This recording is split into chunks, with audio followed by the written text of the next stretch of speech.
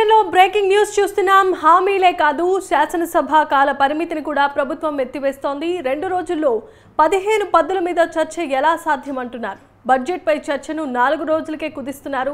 సభ 15 రోజులు నడపాలని స్పీకర్ను కోరినట్లుగా హరీష్ రావు తెలియజేశారు. నిరుద్యోగుల మీద అక్రమ కేసులు పెడుతున్న తీరును కూడా ఆయన ఖండించారు. జాబ్ క్యాలెండర్, గ్రూప్ పోస్టుల సంఖ్య పెంపుపై చర్చ జరపాలని ఆయన కోరినట్లుగా తెలుస్తోంది. కాంగ్రెస్ ప్రభుత్వం శాంతి భద్రతల్లో పూర్తిగా వైఫల్యం చెందిందన్న హరీష్ రావు 6 నెలల్లో జరిగిన హత్యలు, అఘాయిత్యాలపై చర్చ పెట్టాల్సిందిగా డిమాండ్ చేశారు.